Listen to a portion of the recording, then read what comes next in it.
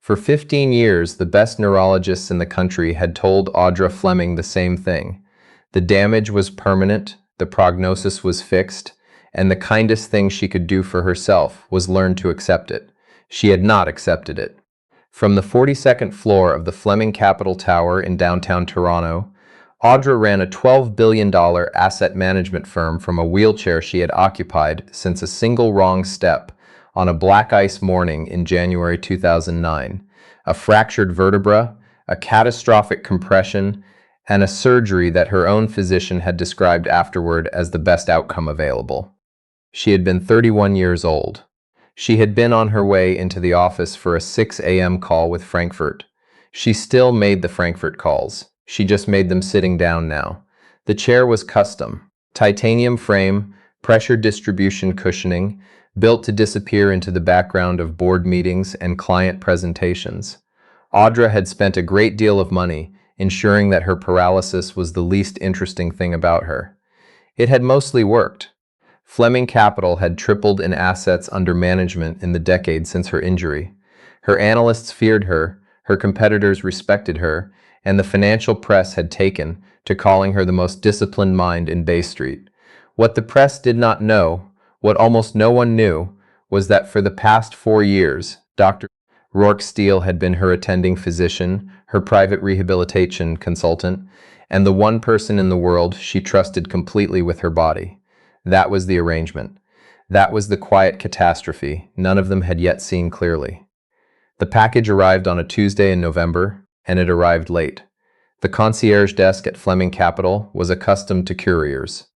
Bonded, badged, vetted by the building's security contractor. This one was not through the usual service. The regular driver had called in sick. The replacement was a man named Croft Halliday, who showed up at the lobby desk 11 minutes behind schedule with a damp jacket, a child's drawing folded in his breast pocket, and the particular expression of someone who had been on his feet since before dawn. He was 38, though he looked a year or two older than that.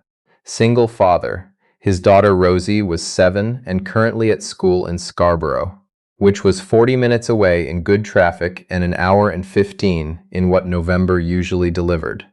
He'd taken the overnight dispatch shift to cover the gap after his regular daytime contract dried up, and he was honest enough with himself to admit that the math wasn't working.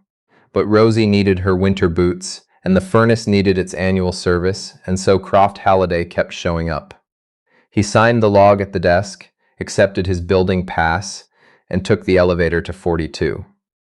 The receptionist on Fleming Capital's executive floor had the practiced blankness of someone paid to make couriers feel appropriately temporary.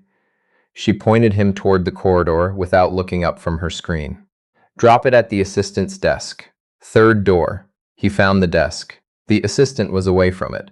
He set the package down and was turning to leave when he heard the voice, sharp, carrying, and addressed to no one in particular. "The projection figures Steele sent over. Are they on this tablet or the other one?" It wasn't really a question.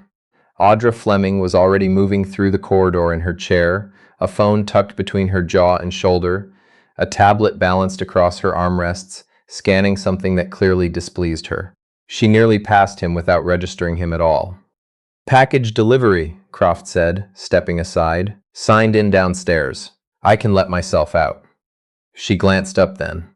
Brief, assessing, the kind of look that cataloged and dismissed in the same motion.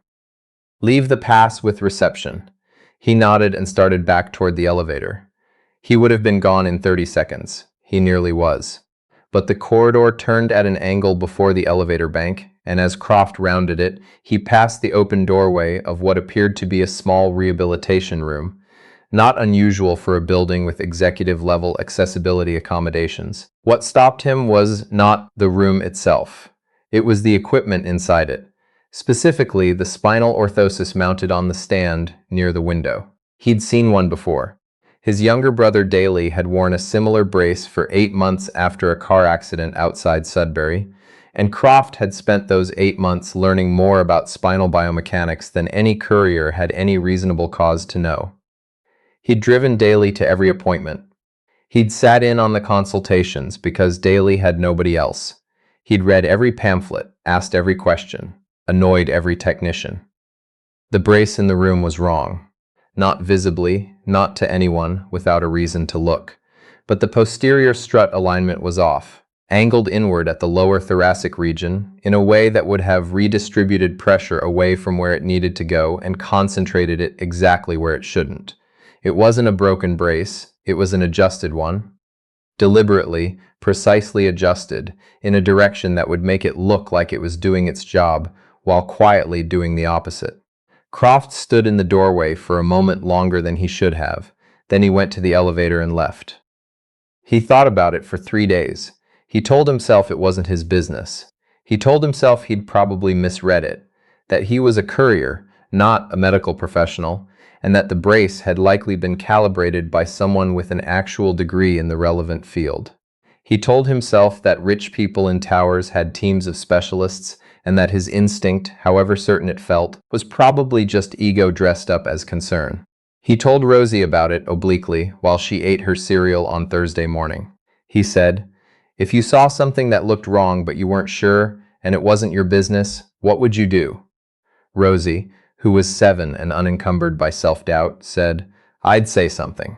He went back on Friday, not with a package. He told the concierge he'd left something behind on Tuesday. A pen, he said. The concierge, who had processed 400 couriers that week and remembered none of them individually, let him through.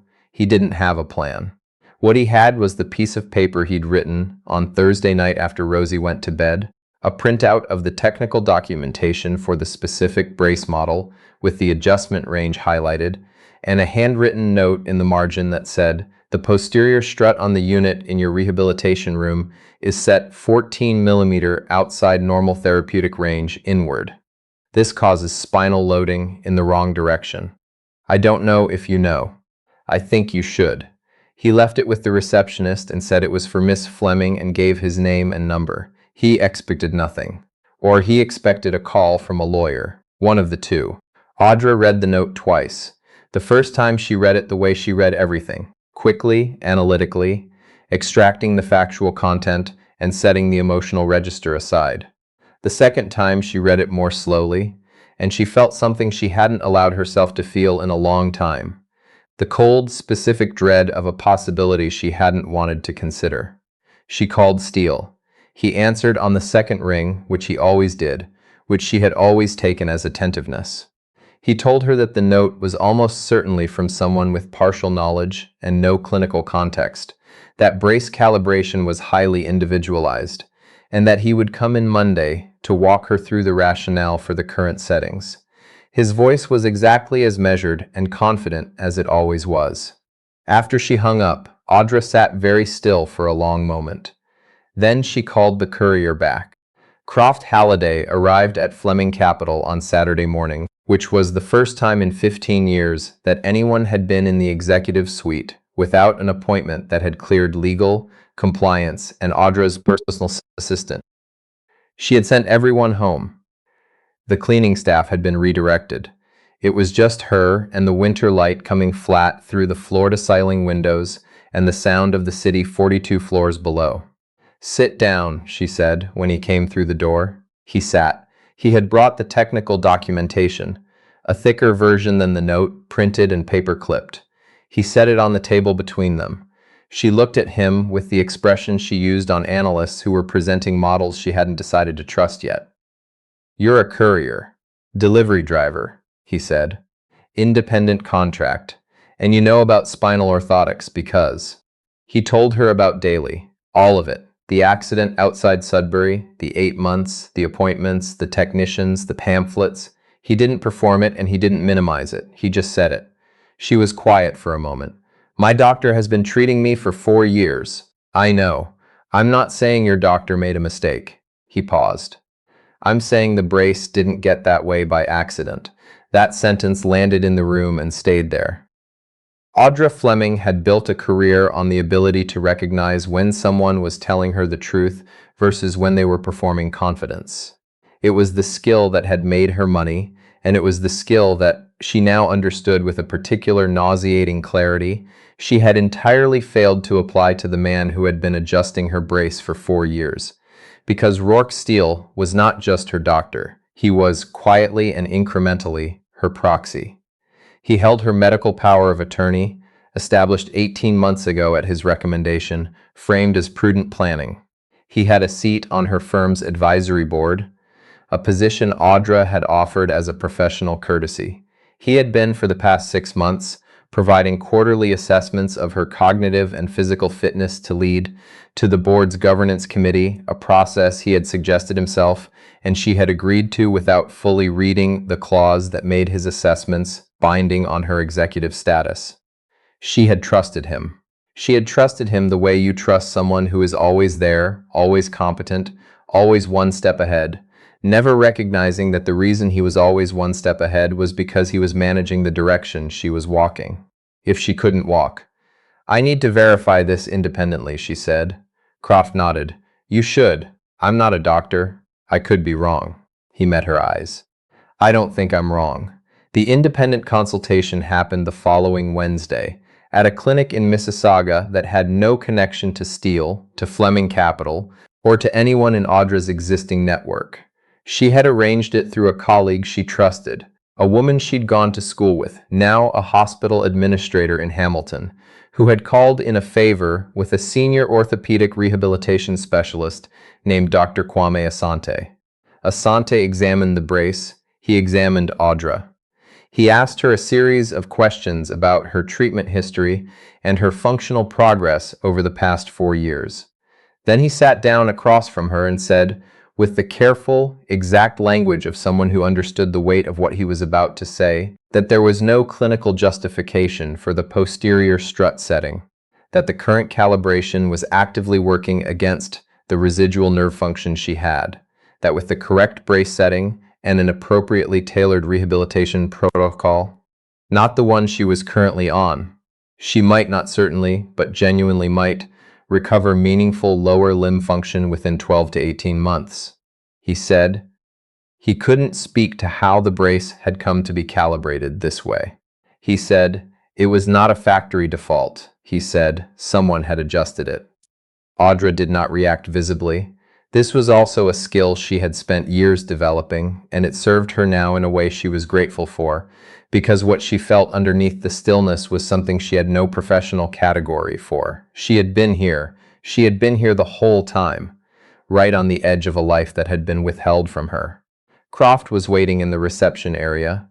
She had told him he didn't have to come. He'd said Rosie was at her grandmother's for the afternoon and he had time. When she came back through the door, she didn't say anything for a moment. He looked at her face and understood. "I'm sorry," he said. "Don't be," she said. And then, because she was Audra Flemming and she had not survived 15 years and $12 billion by staying still. "I need to know everything you know about the brace mechanics, every adjustment point, every indicator of deliberate modification versus calibration drift." He told her. All of it. She asked the exact right questions, and he answered them, and at some point she started writing things down, and he realized, watching her, that she had shifted from a person who had received devastating information into a person who was building a case. "You have documents," she said. "Everything you've printed. It's all in the car. I can get it. Get it." What followed took 6 weeks. Audra moved methodically and without anger, which was more frightening than anger would have been. She retained an independent legal firm, not the firm that handled Flemming Capital's affairs, not anyone Steele had ever met. She brought in a forensic medical consultant to document the brace adjustments and establish a timeline. She quietly requested the records of every rehabilitation session Steele had conducted in the past 4 years and had them reviewed against standard clinical protocols by a panel that had no idea whose records they were reading. The findings were not ambiguous. The brace had been adjusted no fewer than 11 times over 4 years, always in small increments, always in the same direction, always timed to periods when Audra's own frustration with her lack of progress had peaked. When she had expressed discouragement, when she had questioned whether recovery was possible, Steele had been there, measured, compassionate, gently lowering her expectations. It had looked like honesty. It had been management. His motive, when the financial forensics team finished their work, was almost tediously straightforward. Steele held a significant stake in a competing asset management fund. He was the primary beneficiary of the succession clause buried in the advisory board agreement, a clause that would have transferred a controlling advisory interest to his designate if Audra was found unfit to lead. The quarterly fitness assessments had been building toward that conclusion.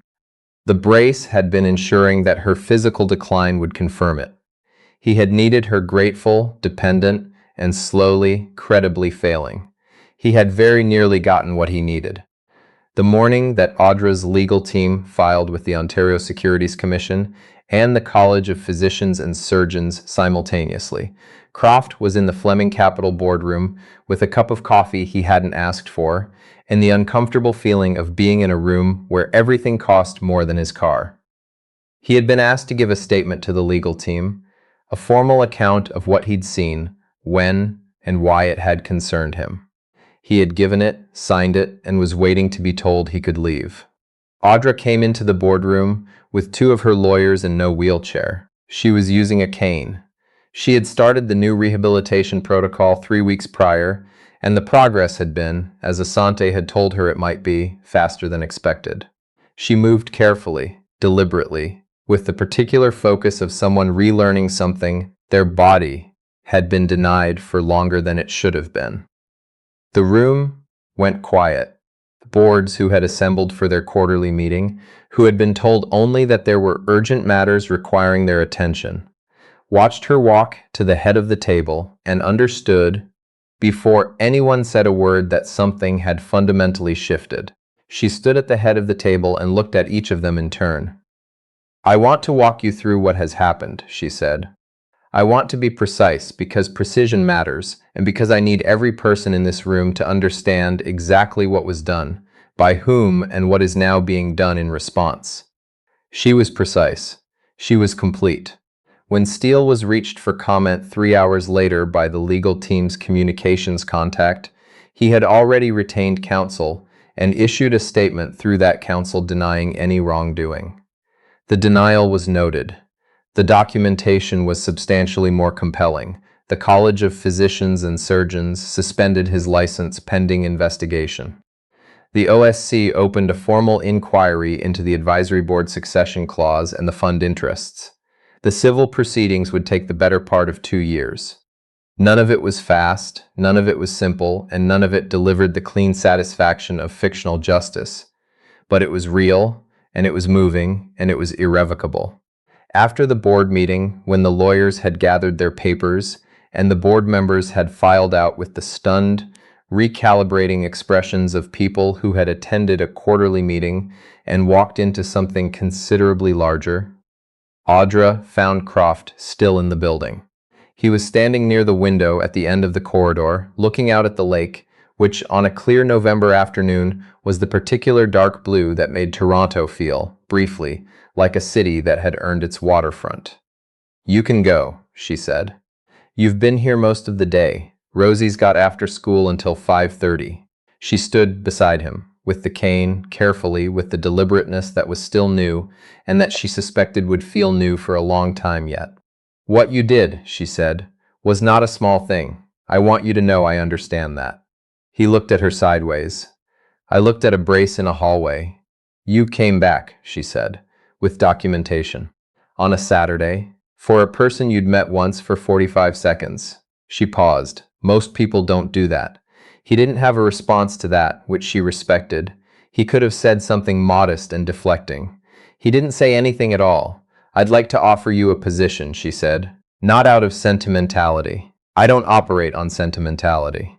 My executive logistics coordinator is leaving in January, and I need someone with an unusual combination of practical competence and the willingness to say things that are inconvenient. The role pays considerably more than courier work." He turned to look at her then, actually look at her, with the directness he'd had from the beginning, the one that had irritated her, and then, she now recognized, reassured her. "I don't have a finance background," he said. "I'm not looking for a finance background." He was quiet for a moment. Outside, the afternoon was already starting to lose its light. November in Toronto had no patience for long days. I'd need to think about it. I'd expect you to. He nodded slowly. Can I ask you something? Go ahead. When you read the note, the one I left, what did you think first? Audra considered that honestly, which was the only way she knew how to consider things. I thought you were probably wrong, she said, and I hoped you were wrong. And I thought that if you were right, I had been, she stopped, adjusted. I thought that if you were right, I had been very foolish for a very long time. And I wasn't sure which of those things I was most afraid of. Croft nodded, like that answered something he'd been carrying. For what it's worth, he said, you weren't foolish. He was just very good at his job. The wrong job. The wrong job, he agreed. Below them, the city moved through its late afternoon routines. The commuters, the delivery vehicles, the ordinary machinery of a Tuesday in November. Audra shifted her weight onto the cane, testing her own balance with the quiet concentration that had replaced, in recent weeks, 15 years of having nothing left to test. She had a long road still. Asante had been careful to frame it that way, and she had appreciated the honesty. But the road existed now. It hadn't 3 weeks ago. Or rather, it had existed, and it had been hidden from her, and a man with a daughter named Rosie and too much knowledge about spinal orthotics had noticed the hiding. Thursday, she said, if you want to come in and see what the role actually involves. No obligation. Thursday, he said. He picked up his jacket from the chair where he'd left it hours ago, folded Rosie's drawing back into the breast pocket. She'd found it on the floor of the car that morning, and he'd tucked it away before coming in, and walked to the elevator. Audra watched him go, then turned back to the window and the lake and the remaining light. She had a call with Frankfurt in the morning. She had a rehabilitation session at 7. She had a firm to run, a board to address, and a legal process that would require her attention for longer than she would prefer. She was not afraid of any of it. For the first time in 15 years, she was simply not afraid.